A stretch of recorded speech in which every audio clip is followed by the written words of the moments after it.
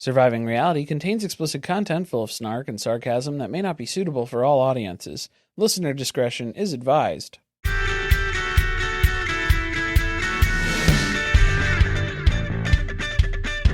Hello and welcome to Surviving Reality. I'm Corey. And I'm Carly. And this is Polly. Maisie just kicked her foot up like, hey, this is Maisie too. Hey, I'm here. Hi, hello. This is Season 1, Episode 5. This is not a wedding. Oh, yeah. It's good to be on the same page about stuff like this. You know, is it a family commitment celebration? Is it a ceremony? Is it a wedding? Cammy is very quickly becoming my most hated character on this show. There's Trent's right in there too, though, as part of that. Yeah, Trent. I don't know why Trent is there.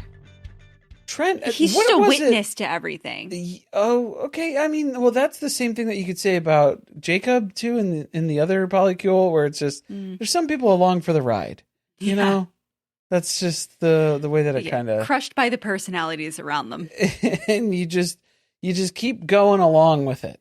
And then that's the easier route here to take than anything else. Trigger warning up front on this episode, because there is a tragic story with the Yahwehs, which we'll save till the end. So you can listen all the way till the end until we start them if you would prefer not to listen. Okay. All right. And before we get into it, we are going to be having our Surviving Little Miss Recap podcast meetup. Yeah, don't forget. Well, meetup. It's a meetup. Yeah. Meat. We may eat some meat. There might be meat. We smoke some meat. Maybe. My dream is for Jonah to show up. It would be. So yes, if you you don't want to forget that this is happening. I don't want to forget that this is happening. It's Saturday, August 1st from 1 to 4 p.m. 2026. 2026 for the time traveling listeners. In King of Prussia, Pennsylvania at the Conshohocken Brewing Company. There we go. Yes. 1 p.m. to 4 p.m. Come hang out. It's free. It's a free event. We'll be there. Amy and Amanda from Little Miss Recap will be there. You come hang out. You meet some other fans. You meet the hosts. And we'll hang out and have a good time. It's going to be fun. All right. Well, shall we start with the power throuple? Okay. Yeah. Okay.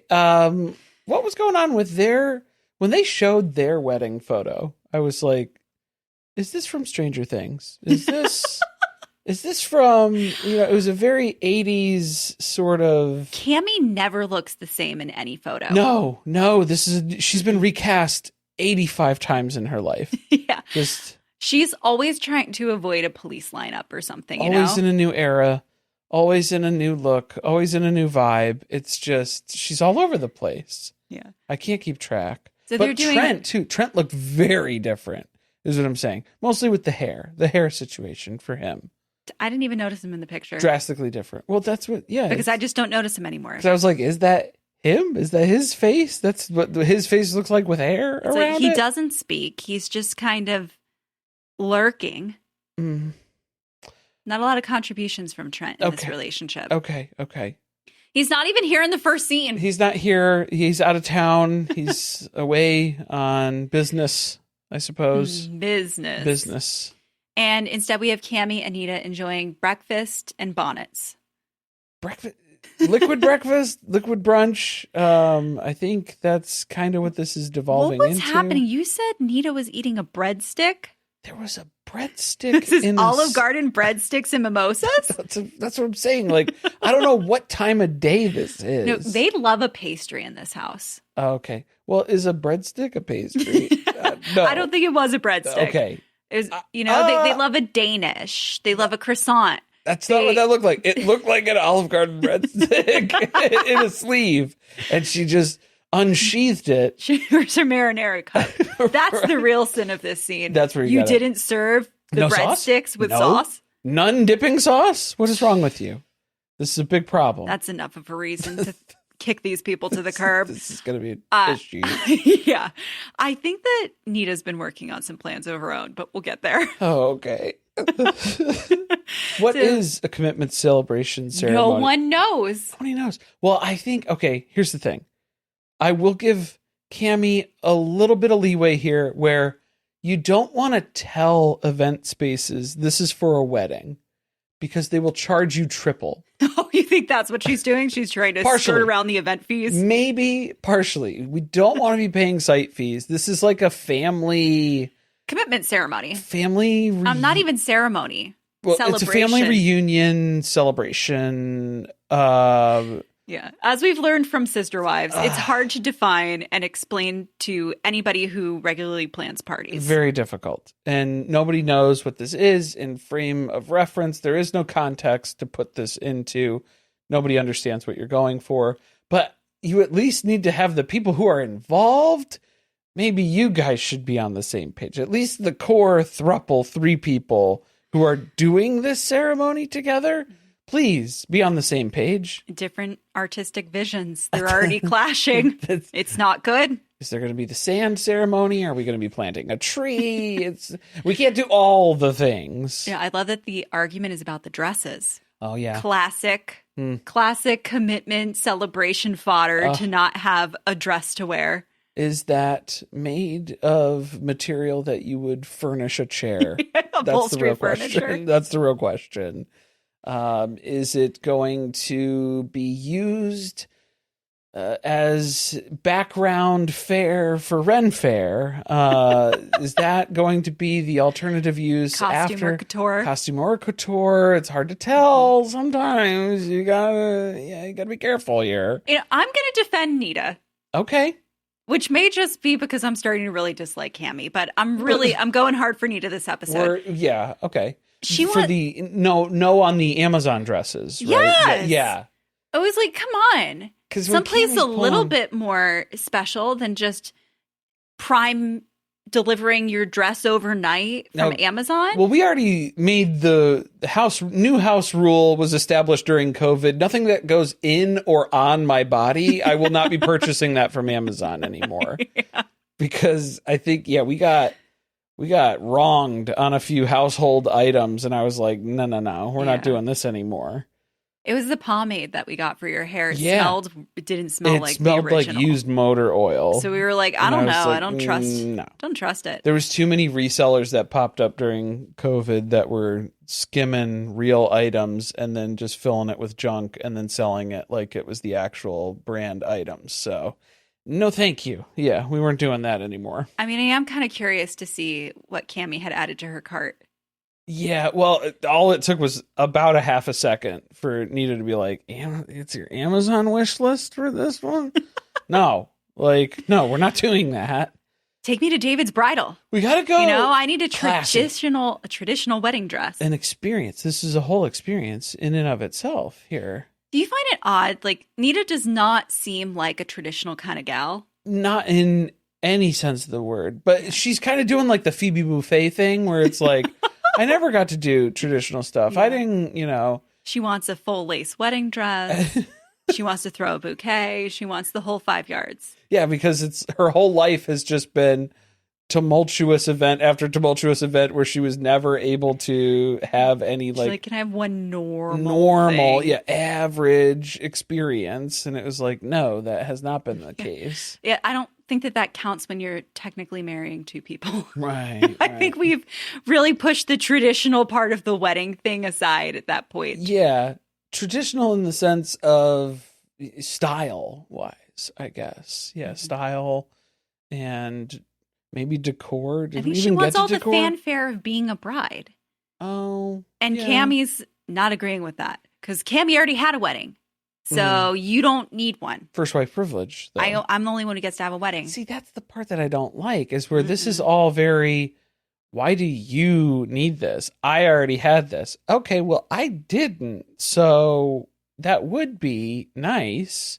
And then also just for me, like personally, it's something that I want. It was something that I've looked for or like how dare I want to have a wedding too? Right. Yeah, like my thoughts and interests and is any of that being taken into account Never. here? No, it's not. That's a pattern that we're seeing is that they don't care what Nita wants or needs. They just care what they want and need. Correct. And then she's just an accessory to their life. And they say, here's what it is. This is what we're doing. I like got she's a teenage so daughter. offended when she told her, that's not what we were offering. We weren't offering you a wedding. Offering? You gave her a real engagement ring. You gave her a ring, and it was set up in a way where you guys have been in an established relationship for an extended period of time. So it does seem to imply that there is a level of commitment here that is being presented.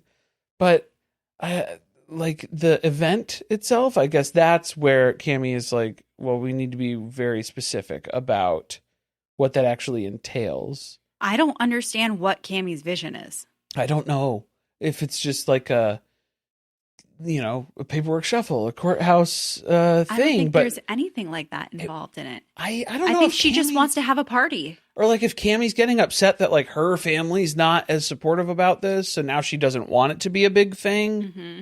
Maybe if that's like kind of, polluting this experience now. I think she doesn't want it to encroach on her wedding that she had with Trent. Interesting. So it's more of a celebration of love than it is a commitment celebration. Okay. I think they messed up by saying ceremony. But is it the same day or something? Like, is that going to be, it's not somebody's birthday or Are they pulling a Janelle Brown? Yeah.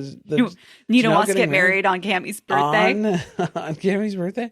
Or on her anniversary? We're not even going to remember what the date is. It's just going to be an unknown thing. We're not going to write it down. We're not going to make it special. It is what it is, That type of a approach, maybe? No, I don't think so. No, they have to talk about this once Trent gets home because he wasn't even here for this conversation. Not that I think his input even really matters. We couldn't even agree on where we were going to look at dresses. Versus Amazon versus boutique. It's all downhill from here. So, okay, yeah, we're off to a real good start. Yeah, let's get another person involved, another opinion to start swirling around in the mix. I don't even think that Trent's presence was necessary. It's just the feeling of having two people gang up on you. It's the backup. Yeah, It's reinforcement. The appearance of 2 against 1. It's the reinforcement for Cammie to say, this is how it is. This is the decision that we came to. You need to be on board with it. These people freak me out. Well, I want Nita to run. The more that we see about this, okay, so then this is, again, we still haven't established what this is, what the ceremony is, but no. Nita is outside working on, she's making bouquets, like flower arrangements for this commitment celebration ceremony, TBD. She's briding outside. Event. She is. And I mean, it looks great. She's bringing him in. She's showing Cammie. She's like, take a look. It's also the most traditional looking bouquet they could possibly make. Oh, yeah. And so Cammie's like, great. What are these for? She's like, I don't know, for pictures or for, what are bouquets typically for at a wedding, Cammie? Yeah, we throw the bouquet. What do you mean, what are they for? Cammie's like, throwing a bouquet, we're not going to get our deposit back if we if we tell them that we're here for a family reunion and then we start doing all this wedding stuff. They're going to try and charge us double on the spot. I don't think she's even planning to do this at a venue. I don't know how else to explain this. She's like, I thought we were going to have another foam party in the pool. It all comes back to foam parties for them, I think. That's any excuse to bust it out. We're going to be on the pool deck. Yeah. We're not even going to have an officiant, We're going to play some music. Mm-hmm. Tell everybody that... Our foam party playlist, yeah. Our foam party playlist. We'll have a champagne toast, and that was going to be the end of it. Mama Plath is going to object to the champagne toast, though. She's going to have to veto that. Sherbert toast. Sherbert, yeah. The church lady sherbet soda surprise. I feel like we're going to have to try that. No, I don't want to. It'll probably be better than a prison rack, though, which Nita might be familiar with, I guess, based on the Gypsy Rose. We have all the ingredients here, Nita. Hey, just saying. But yeah, so... This is where Cammie's laying down the law, though. I need this to not be a wedding. This is not a wedding. I get the wedding stuff out of your head because this cannot be a wedding. I specifically need it to not be a wedding, and I need you to know. Why? Why is the question? Mm-hmm. That is what you need to ask here, because Nita is not outside of the realm of possibilities as far as her understanding of what she thought she was getting herself involved in here when you were given an engagement ring as part of a serious relationship with a married couple. I'm too petty because I would have been like, there's a lot of things I need that I'm not getting. So I think that maybe we can compromise on this one. It's interesting that we're voicing our needs. Yeah. So and they need to be taken very seriously all of a sudden, huh? So can we all voice our needs? Because if Cammie's voicing her needs, I feel like Nita needs to voice Nita's needs. And then this is where she kind of lost me. Because then she brings up like what she's really worried about is if they're going to put her in their wills. Well, okay, that's not the best spot to start from. All right. But I got a little nervous. Given the circumstances. I mean, we were just on Love After Lockup, and now we're like, hey, if we're going to do a commitment kind of thing, I want to make sure it's a commitment where if one of you die, I stand to profit from it. And I want to up the life insurance before we travel to where we're going to be doing the commitment ceremony. All right. And maybe we could do it on a cruise.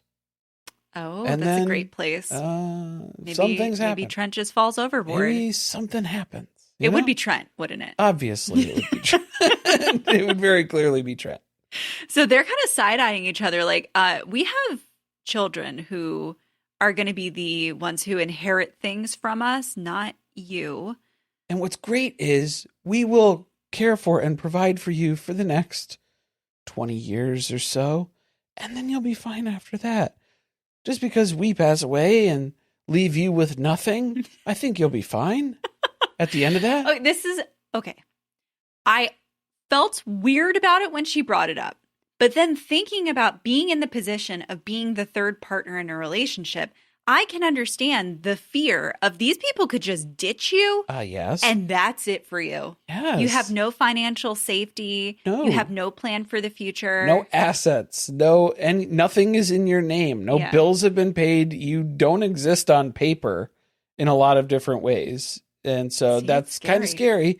And then also it's the same thing as the trad wife trap of like, you have no way to take care of yourself alone. You don't have a career. You don't have savings. You don't have Does Cammie have does Nita have a job? Or is her job just to have sex with them? I think her job is sex toy. Yes. Like that is what it has become, is she is an accessory to these people's lives. Yeah. And that's where they are big fans of that. They really love that part of the experience, but none of the other stuff. No, anytime she expresses any form of autonomy or anything about like having needs as a person herself, red flag, that's a problem. Don't like push back. Yeah, don't like that. Hit the brakes. Yeah. They're changing she their needs to minds. get out of here. So it's like, okay, maybe don't jump right to, the will and testament stuff. But I like that you're bringing it up, that you got your head in the right place as far as, I need to have some stability here. I need to have some security. Some assurances need to be made if this is what this is. What is this, though? Nobody still knows. I don't know. Trent really glazed over the fact that they have spent a lot of money on her. Do you think it's the legal bills? Then they were talking about taking care of her mother. Right. Her mom and her grandma. And like, he's spent 10 times the amount he has on Cammie on Nita and her needs and what's going on. So Cammie's buying all her dresses from Amazon. We know why. Yeah. Now we know. Unfortunately. I don't like throwing that in someone's face, though. I don't like that. Because it's like, well, is this a partnership? Because it kind of feels like anytime Nita needs anything from you guys, like there's not any reciprocation of partnership on your end. Okay, here was the other part. Or she's being held to like a different standard. Yeah, because then Cammie is very quick to... Well, I didn't like what the response to Nita bringing up something of saying, hey, I need this. This is something that would make me feel secure in this relationship. And it's immediately met with Trent saying, we already do a bunch of stuff for you. That we already spend a bunch of money on you. Mm-hmm. And then Cammie being like, yeah, and I've already come to peace with all the things that you do as part of this relationship of laying claim to my children and remodeling my kitchen and things like that. The kitchen thing. The kitchen. This is an age-old tale when it comes to, I guess, polygamy, polyamory. It doesn't matter. Cohabitating with people. Yeah. there's always an argument over sharing a kitchen. Kitchen remodels. Yeah. She's like, you keep shuffling around the muffin tops and I can't find them. The muffin tins? Oh, no. No, they have every assortment. They have full muffins, just muffin tops, Danish, croissants. It's every pastry you can imagine. Eclairs. Oh, and I was going to say she's upset about where she's placing the trays and the tins, and then now you're making noise in the mornings. You're waking people up. It's a whole. It was so much more peaceful when you were in prison, to be honest. When I could just refill your commissary, that was just so much easier. It's a nice break to for go 60 about days it for that us. way. God. No. So that pisses Nita off. She runs upstairs, gets her bag, and then she leaves and goes to stay with her mom. But isn't this giving kind of 9-year-old running away from home energy a little bit? There's some arrested development on Nita's end. Yeah, and I do like that she is standing up for herself, though, where she's like, you guys are telling me that this is just the way that it is, and I need to deal with it, and that's not going to work for me, especially with something this serious. So, like, she is at least drawing a line in the sand and taking a stand. I think it's that things are starting to pile up now. Mm. She's not getting her needs met sexually. Now they're not going to meet her needs in terms of, like, fulfilling a dream that she's had of being a bride. Yeah. She's going to be left destitute financially. So she's like, okay. Really not looking forward to that. It's, as soon as I'm off parole, I don't know if she's on parole. I'm out of here. As soon as I don't have to report to this address anymore. Yeah, she had to give this address. And so she's like, I haven't been able to go back with my mom or anything lately. So this is where they're checking up on me. Yeah, I got to be here, I guess. Show them it's a stable environment. For now, at least. Mm. Yeah, there's something wrong with them. Trent, I think Trent and Cammy will just do this to another person. Well, that's what I'm getting at. Is like Nita is an accessory and not like in a placeholder in a way, and not in a way that it's like being treated with respect. I guess it's not in a respectful way. It's you're just going to slot into our life. We have our life figured out. We're pretty comfortable with this, and so you'll just be an addition to that, but not like a main focus point of it. You know what's also really upsetting me? The fact that Cammy keeps throwing in her face, like, we have had people who don't want to have relationships with us anymore because we're a throuple. Mm-hmm. Like, okay, you made a choice to be a throuple. Why are you acting like she's holding you captive and made you do that? Well, that's the part where I'm like, oh, maybe that's why Cammy's getting a little bit more averse to this public display of whatever. So, yeah, it was fun and private, but now that there's pushback, especially from her family and close family members, where it's not going to be this celebrated thing. It was a good thing in theory, but they sucked all the fun out of it. In practice now, it's like just more of a pain. So it's, I don't know, maybe. Well, let's take a break and then we'll be back with Polly Inc. So we've got Becca, Jacob, and Davis, Polly Inc. This was hilarious. By the way, I'm loving that some of you out there agree that Becca looks like a busted Emma Watson. There was one person. Well, I'm generalizing now. Sure. She's not even in this episode. No. I'm saying she has zero personality. Well, and same with Jacob. I was like, I'm pretty sure Jacob wasn't in it. No, it's all. That's making a lot of sense. This whole storyline is all Davis. Yes. Everything about this is Davis. And it's going to be Davis. Davis has the charisma for the whole group. Yes. Yeah. And Davis is slowly piecing the puzzle together here on his own, where it's going to take a couple more conversations, I think, for this to fully click. Yeah. But there were a few like light bulb moments that happened where I was like, this is what you needed to look out for, Davis. Because Davis isn't in too deep yet. No. Davis... Still engaged. They're not married. Right. Well, not that it would be legal anyway. Right, yeah, it's bigamy's a crime. But they're living together, and so there's to move already... out and find a new job. I mean, the tattoo shop would probably close because they wouldn't have a manager to run payroll anymore.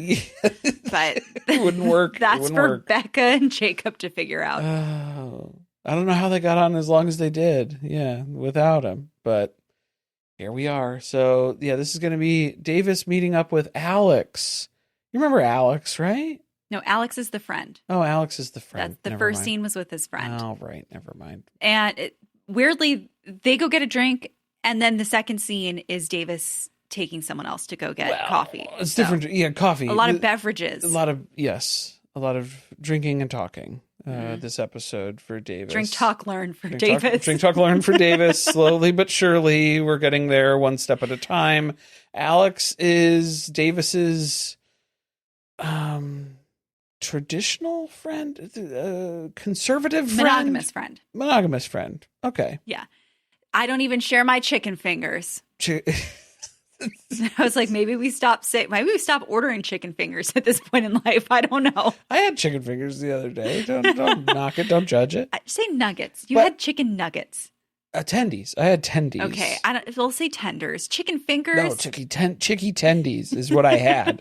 That's what I ordered. From the baseball snack shack. I had chicken tendies, okay? You did? Yeah, remember? Oh, I don't remember. Oh, that was... Why didn't I get one? Because you don't share your chicken fingers? I don't. No, because you got pretzel. You got soft pretzel. So that's all you were after at that point. Yeah, I had chicken tendies. I didn't even know. Chicken tendies. Yeah. No. That's the friend that we're having drinks with today. Alex can't really wrap his mind around the concept of polyamory in general. And then also, I think that should just be more of an analysis of, seems like a lot of his views of relationships and love. It's rooted in ownership, though. So that was something that I noticed just from the way that he was talking about relationships and being jealous. And yeah, like the jealousy that came up and stuff. Because a lot of the questions were, of course, about how do Davis and Jacob live together? How are you sharing Becca? I mean, to be fair, these are some legitimate questions because they're not really living together very well. Because do you guys like hang out outside and go get a beer and stuff? Like, doesn't it just keep making it more confusing? Because like, well, can you explain what the draw of this relationship is if there's this third person involved who you don't even really want to spend any time with? Davis needs to emphasize the hinge relationship. Becca is the glue that holds this thing together now. Well, that's why I feel like it's fair to ask questions because there's so many different ways that you could structure these relationships. Yeah. It's like, well, explain how yours works. And then the unfortunate part is the more Davis explains it, the more it sounds like it's not a good relationship. It sounds like. It's not very functional. Because what's scary here for Alex is where Alex is like, okay, it sounds like you and Jacob don't get along. You guys are not friends, would not hang out, would not spend time together unless it were for Becca. So Becca's the only thing that's holding this together here for you. Davis is like, correct. Yes. You're tracking. Everything's, yes, that's it. Do you ever wonder, because then you're saying Davis is polyamorous. Davis is open to dating other people, even though Davis is now engaged to Becca. That's still something, because all three of us are polyamorous. Interesting. Has Jacob ever gone on a date with anybody else, being the polyamorous man that he is? I don't really see Jacob like putting himself out there to ask someone else on a date, do you? No, but mostly because I think he likes Becca and he's a monogamist with Becca who didn't want to lose her. And so he just kind of went along with this idea and said, yeah, I'm good with that. That's what Alex brings up. And you can tell it's the first time Davis has ever thought of this. Davis did not clock that for a second. And it was the first thing that we were asking about too. It was like, this seems like a thing where Jacob's along for the ride. That's usually what happens in these like throuple sorts of scenarios in these polycules. There's somebody who's a real big proponent of it, somebody else who's along for the ride. How crazy would it be if Becca and Davis keep bringing in additional partners and then Jacob just has to like sit on the sidelines? Fades further into the background. Watching it all happen. No, then what'll happen is Jacob will really like somebody that Davis brings in or that Becca brings in. Oh. And then that's where it'll get extra complicated. That'll be like the whole other layer that well, gets that's like mixed a in. boundary of not having those relationships cross. Are they okay with that? Or are they not okay with that? It's not happening right now. Yeah, we haven't had to cross that bridge here. So what does that look like? That's a season 2 idea, Maybe, Polly Inc. Yeah, you can think that through a little bit more. Let it simmer a little bit there. What else? What else happened in that conversation with Alex? I don't know. That was kind of the summary of it. Like, it. there's a possibility that they could bring in more partners. Right. Davis is open to that. Becca's open to that. Davis is open to that because that's immediately what Davis is up to. Yeah. Davis is like, hey, I'm going to go get coffee with, remember that oddities shop that we were at? We were getting an engagement gift for Becca. So the first shot we saw was Davis approaching this woman outside of the coffee shop. Yeah. And there was a foxtail hanging off of her bag. Okay. And I thought, what is happening? Right. Who is this? Yeah. Who else would it Who be? is this furry? What is happening? Then I realized it was attached to the bag. And then we get inside and I'm like, oh, the woman from the oddity shop. That makes sense. Oddities shop. Yes. Who has a great personality, by the way. Oh, Davis is enthralled with this woman. She's very similar vibes to Becca. She's very eccentric. She's very quirky. Okay. No. Whatever you say, Davis. I haven't seen it. I don't see the similarities. Maybe in wardrobe, appearance stuff, but personality-wise, not seeing the connection point here, personally. But Davis was able to carry on a conversation with this woman at her oddity shop. How quiet do you think it is at home when Davis is sitting on the couch between Becca and Jacob? Yeah, there's not a lot going on there. I would assume that's probably the majority of what's happening. Silence. The experience. So he's like, Holly. Did I lose my hearing? So that's her name, Holly. Holly Jolly is here for what she thought was like a business meeting. We don't know that yet, though. Davis starts the conversation with her and is like, so, you know that I'm polyamorous and, you know, we told you a little bit about my relationship when we stopped in the oddity shop. I know you overheard a lot of my conversation with Jacob in your shop. Perhaps you would be open to becoming polyamorous with our polycule. Yeah. And Holly's like, oh, cool. I like to meet other local business owners and form that cracked me up. And form connections in the small business communities. That's what I'm here to forge. I thought maybe we were going to like pitch a partnership between the tattoo shop and the oddity shop and maybe the coffee shop where we are. Yeah. Something like that. We were going to like get together and like a coupon sort of a Groupon scenario where we have, you know, some sort of we're going to deal. pitch in to like buy a float together for a parade. Something. I don't know. Things that happen in communities. Okay. Like community building. I'm trying to fund a little league. I don't know. Something like that. Something along those lines. But that's, I didn't realize that I was agreeing to consideration of joining your polycule because as it turns out, Holly is a married monogamous woman. So that's not going to work. She's not big strikeout, Davis. She's not really interested. That's embarrassing in that aspect of it. But I mean, hey, you'll never know unless you ask. So at least Davis was able to ask. He was brave enough to have this conversation here, and this was mortifying. Holly's main takeaway was that my husband's gonna have to buy me a bigger fucking ring after this. Like that's that clearly made me laugh. That's the issue. Also, here. maybe Davis wants to rethink getting a ring for Becca at the oddity shop because they didn't get a ring at the oddity shop. They got trolls. We never see what happened with the trolls. No, maybe that'll be part of the ceremony. I don't know. Is it a ceremony? Is it a wedding? They're engaged, though, so I think that's a wedding. Do you think the production pushed this? Yeah, I mean... like, after they left the oddity shop, they're like, what'd you think about the owner? Right. I feel like she was listening to a lot of your conversation. Maybe she was interested. Yeah. Either that or... you piqued your curiosity. Either that or it's just, I mean, It's another scene to film. So yeah, I'd be such a fucking diabolical TV producer. I would love to do this. Everybody everybody that they come in contact with is Yeah. interested in joining. Oh, she was the poly. clearly ready to join the polycule. That must be what's going on here. Definitely. So that was it. BQ and Tehmeena? Yeah, that was it for Poly Inc. this week.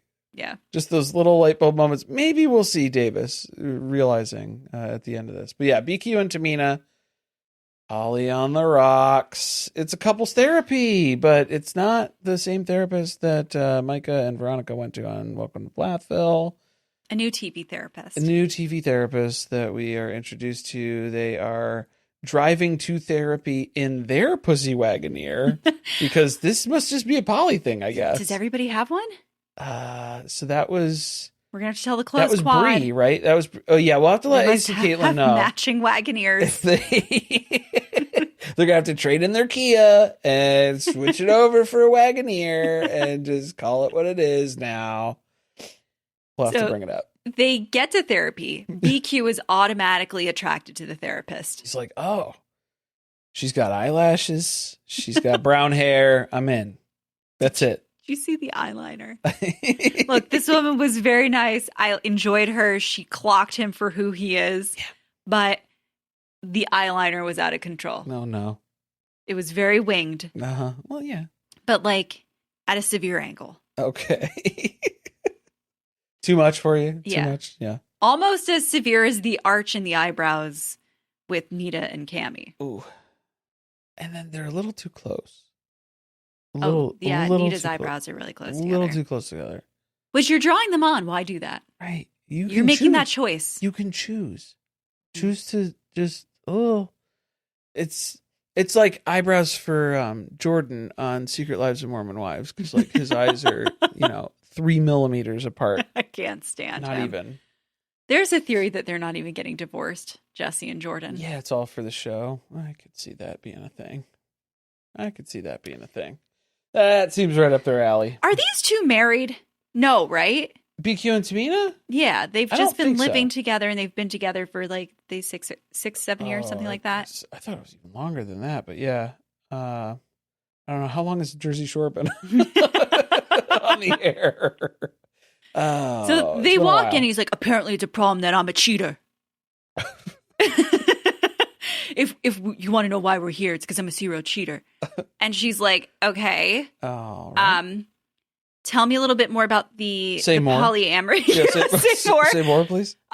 And she is very quickly figuring out that is just a solution that they have come to as a way to allow BQ to continue to cheat on Tehmeena. Like most of these types of scenarios where it is just, he continues to cheat, so I'll go along with it. Mm-hmm. So then that way we could stay together. Which she does explain, like there's a difference between two people deciding together that is something that they want out of their relationship versus one partner essentially forcing that to have to become an option.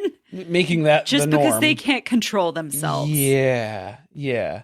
That's my boundary. As my boundary is that you must. You will allow me to add other partners. Yeah. For one night, because he's just having one night stands with people. Yeah, so that's not even. Part. And most of the time, it's like, what does Tehmeena get out of that? Nothing, as far as like her contribution or her selection or her anything. I think she'd just rather know who he's cheating with. Maybe that's what it is. Mm-hmm. That part of it, but just now this is toxic relationship to a T. Like this dynamic that's going on, because you could tell Tehmeena's very insecure. Mm-hmm. Tehmeena's very after BQ for his love and affection. And she is even talking about how there's these little moments that she sees with him where it's this glimmer of what could be. This could be, if you just did that all the time, then it would be great. Like our relationship would be awesome. The problem is those glimmers are very few and far between. Yeah. They're very rare. But she's hanging on to those, clinging to that delusionally. And I'm like, 99% of this man is loser. Yeah. Oh, yeah. and you're still investing in the 1% that has potential that you see, and it's not going anywhere. That's not happening. So then things really take a turn because Tehmeena starts getting very upset. Titties are rashing out. Oh man, she needs a bigger top. She loves a one shoulder kind of little titty sling. She's doing the Andre the Giant.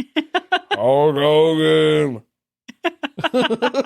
She always looks like she's ready to go to the gym. Always. But I think that's where most of her content is when she's making videos and stuff. I think that was what they did. That was where we first met them. Yeah, it was at the gym. And it was skipping leg day with BQ. I'm not convinced that they have any kind of actual jobs.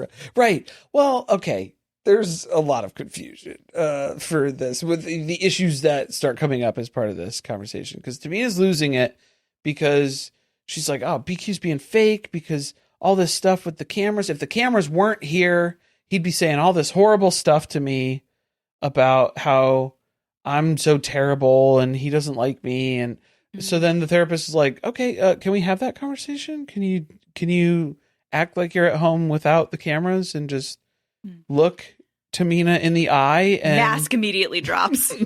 And he's like, I fucking hate her. What can I tell you? But it's even more brutal than that. Like, he goes through a list where he's like, the resentment that is there for this guy, everything just starts spilling out how he does not like her.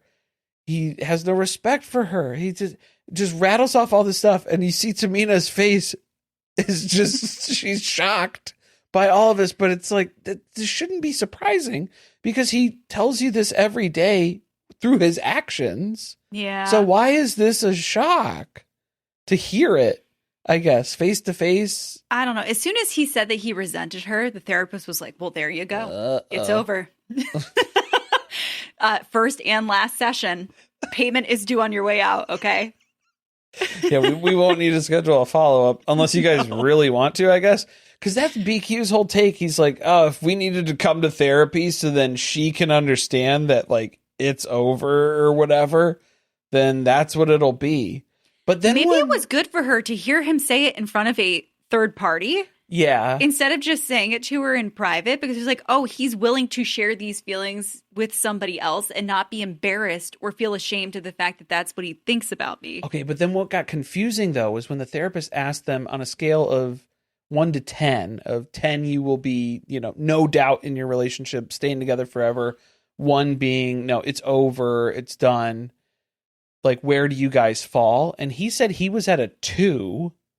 And she said she was at a 0. So, like, what are we doing? There's a lot of room to get to a positive end of the scale. So I think we've surpassed what therapy can do for you. Well, and, like, at that point, Tehmeena was saying that, too. I wish we would come in sooner because then, like, the damage has been done in a lot of this. Yeah.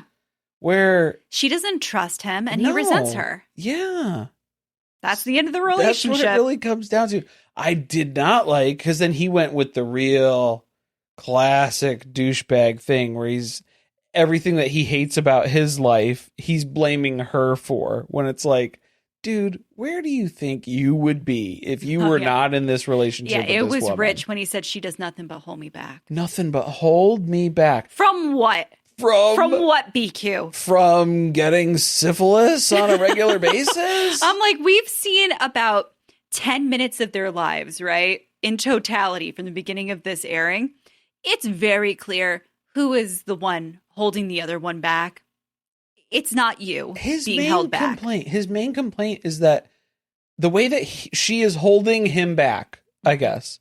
He's like, my body count would be so much higher by now. Is that she doesn't clean their house, which he lives in as well. He wants a bang maid. He wants a bang maid. Well, and then that's what she keeps pointing out too, is where she's like, okay, if you want a house that's clean, then hire a fucking maid. That YouTube video with their lifestyle stuff, they make $2 million a year is what they allege. What do you think? Clearly, that's not the case, because I think the going rate for house cleaning services probably comes in under that threshold. So, like, if we haven't ventured out and looked into that a little bit more, a cleaning service come. Yeah, why hasn't that been an option at your salary rates?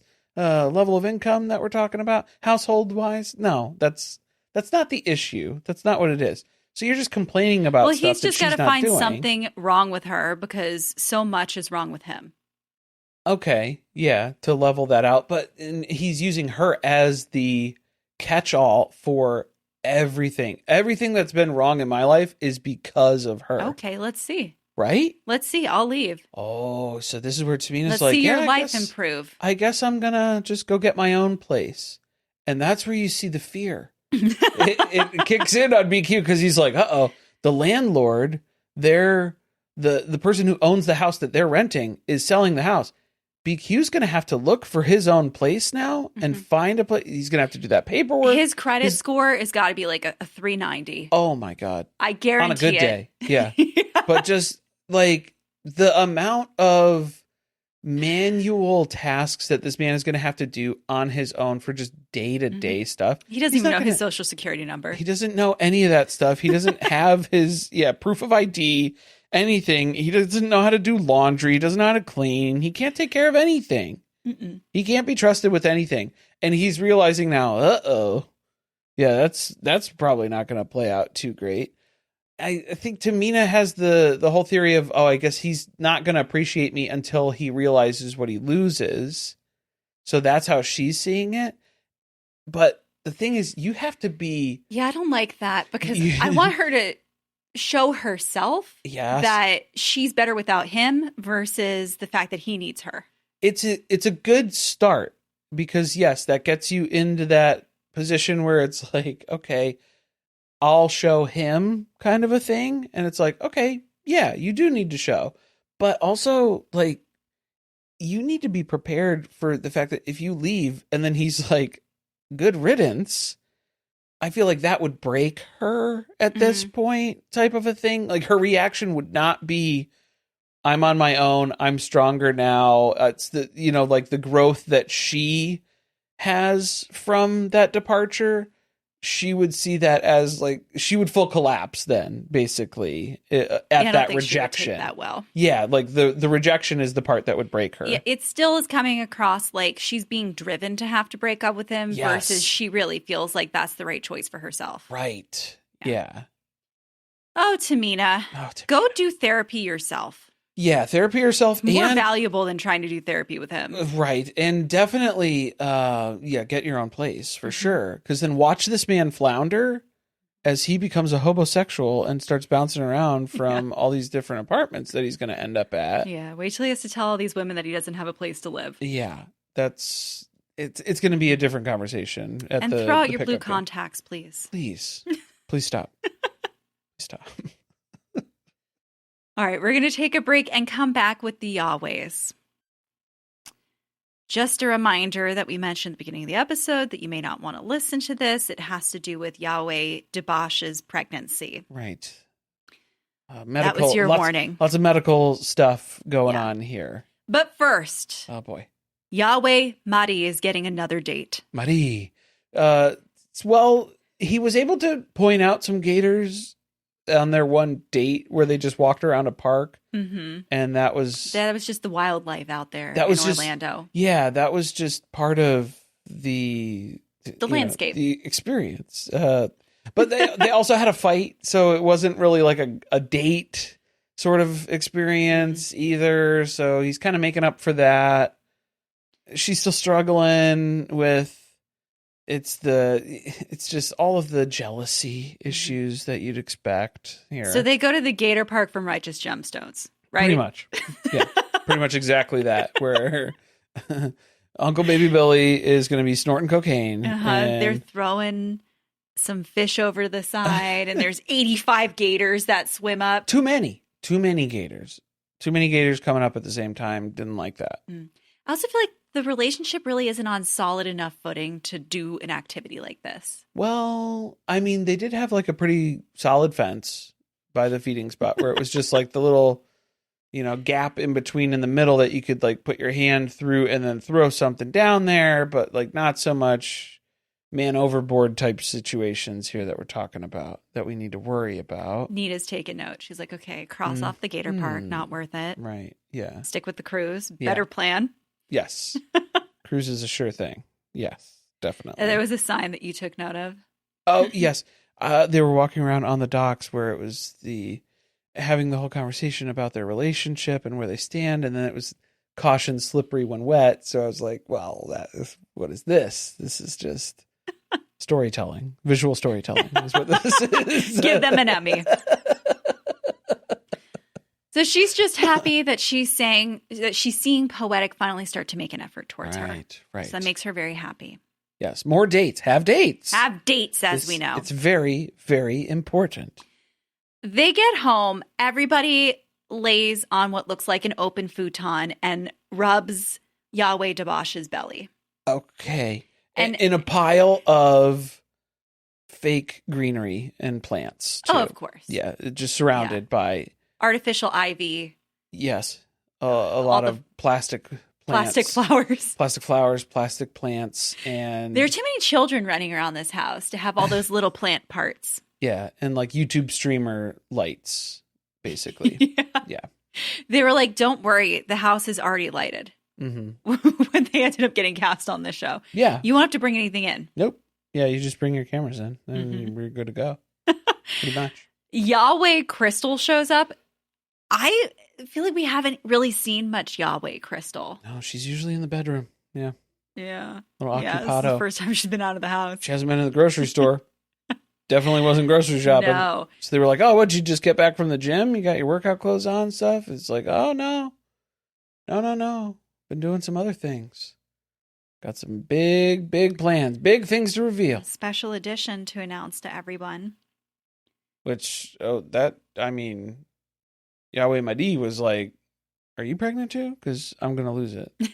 I'm going to have to take a couple people back to the Gator Park. I do feel like saying a new edition feels a little bit like that is competitive with Yahweh Dabosh. But competitive, that is the basis of this. Because even when they're talking about this, the big reveal here that Yahweh Krystal shares is that there's a I just thought about it again. Okay. She got a tattoo. The tattoo. On her forearm. On her forearm of Yahweh Poetic's face. Like a portrait photograph of, look at this photograph. Tattoo. Also, which way does it face? It faced out, right? Yeah, so not like it's if she down could look at if she's to look at it, it's upside down. It's upside down for her, yeah. Perspective wise. Of having a portrait if you can't even look at it yourself. I feel like that's the proper way to put it. I feel like that's probably the better way to put that. I don't know. I'm not used to seeing a portrait of somebody being on a forearm. I'm used to remember when Amber Portwood from Teen Mom got Leah's face tattooed on her? Yeah. Yeah. This is better than that. It's better. Yeah. But it's still not really portrait quality. It's hard to... A lot of babies look like, potato face like that. So it's tough to get the facial features of... They could have done a better job. They probably could have done a better job. There was very low effort. I'm pretty sure she was very high on drugs at the time. That doesn't help. So what I'm getting at here is with the Yahwehs, it was Yahweh Madi who then was like taking this as a competition. I don't like it. I didn't like where this was coming from, where the intention that's not what I meant. Oh, you didn't like the tattoo. I didn't like the tattoo. Well, obviously. Okay. Well, not just the tattoo itself. I didn't like what I feel like the motive of the tattoo is. Uh-huh. Because you're in a poly relationship where everybody's in a relationship with Poetic, and then you're tattooing his face on your arm. Right. It does feel a little bit like, look at how serious our relationship is together. Okay. I got you a portrait of you permanently put on my body. I'm this obsessed with you as part of this. But that's the thing is, I think that's the entire basis of the Yahwehs is competitive. All fighting for his attention. It's all a fight for the attention, which I don't think, me personally, this is my opinion. It's not, this is why I don't engage in polyamory myself, is because I think acting out of jealousy, I don't think that that's a positive thing. You're getting reactive to try to outdo someone else's affection for... They're all trying to one-up each other to prove how much they love Yahweh, or they love Yahweh Poetic. Yeah. Which Yahweh? All of them. Yeah. But like that part of it where it's rooted in yucky energy for me, you know, where that doesn't seem like a positive based thing. Yeah. If you're constantly doing that, you're doing it from a place of either insecurity, jealousy, or just one up somebody, you know. So far, I really don't like Yahweh Krystal. Mm. I also don't like Yahweh Madi. And then Yahweh Dabash, we haven't really seen enough of. I feel like she hasn't talked a whole lot. Right. And then Yahweh Jasmine, clear favorite. Clear favorite. Yes. Anytime that she has been in a scene, I feel like she's being supportive of other people. Very supportive. Yes, definitely. That's what's going on. Which continues in the next scene. Yeah. As it turns out, Yahweh Dabash is rushed to the emergency room with... It sounds like she went into labor early. Or like there was, signs of that they were worried about. It's very early. She was like 5 weeks early to be having the baby. And then it was like, yeah, baby's here. So it was just like, oh gosh. So now the baby's in the NICU and they're trying to figure out what's going on here. And that was where, what is this? This is Edwards syndrome? Yeah. So baby Yahweh Miracle was born with trisomy 18. So that's Edwards syndrome. Okay. Edward Cullen? How long have you been trisomy 18? They didn't really get into the details about it. They just had a screen that came up and said, that's what the baby has. Yeah. But, I did a Goog. It's not good. Right. Yeah. So it's rough. They're kind of starting to talk about the things that they've already learned. Like the baby has a lot of health struggles and complications, and they're still trying to wrap their heads around exactly what's going on. But Yahweh Dabash is still in the hospital. The baby's in the NICU.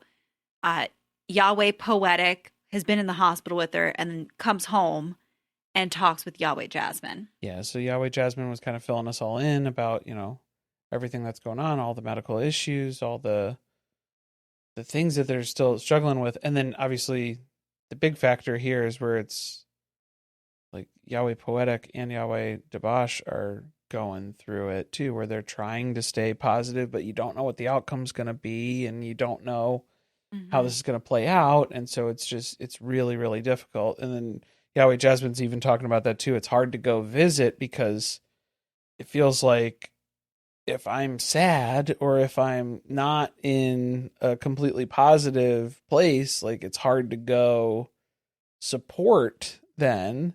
But I mean, the way that we were seeing Yahweh Poetic breaking down a couple of times here too is where it's like you could tell he's going through it too, of like he's been trying to support, but then once you get home and then it's like it kind of hits you where it's like, whoa. It's like now you're exhausted and you finally have a chance to kind of like let it all out. Where you're feeling your concerns now, where you have all of that, kind of penned up at this point, basically. So it's just like, yeah, it's all happening. Which I guess we can highlight, like something that does actually seem beneficial in this relationship is like, so he's having a hard time.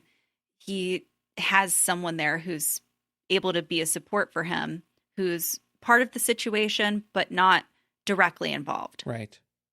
Yeah, it's slightly removed, kind of neutral in that, but then also still familial, in that level of support. So it's very, very sad. This is a rough way to end out the episode, if we're being honest. It was very bleak.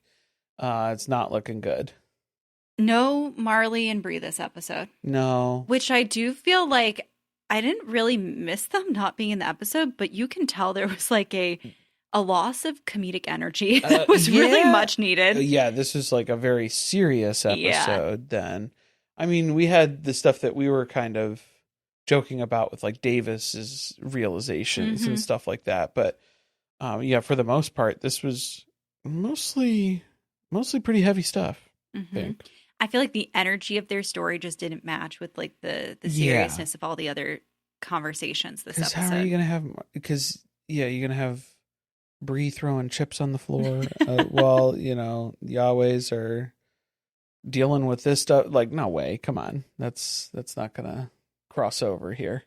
I am confused about the next time on, especially when it comes to the Yahwehs, because it looks like Krystal is having some sort of conversation with the whole family where petty shit is being brought up. Oh. And I'm like, that doesn't really seem like the time or place to be talking about like your grievances in the relationship right now. Oh, this would be interesting to see this play out where Yahweh Poetic kind of had Yahweh Krystal as a favorite. He didn't want to admit that. He didn't like when people would point that out. Mm-hmm. But now when you go through some like real shit and then Yahweh Krystal's doing petty shit and then you go, huh. Or is it going to highlight like she really can't deal with the focus and attention not being on her? Ooh, interesting. Yeah. I mean, Yahweh Midi will be so excited if that's the way this plays out. Vindicated, yes. Yeah. Oh, yeah. Oh, yeah. Also, Tehmeena reaches her breaking point with BQ. I thought that already happened. I thought that happened like last week, too. We'll see. And then again this week. And then, oh, boy. Bree and Marley will be back.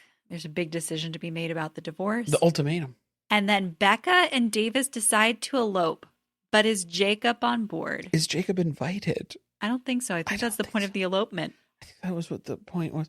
Well, maybe Davis is realizing, after that conversation with Alex, where he's like, Like, how do I squeeze Jacob further out of this relationship at this point?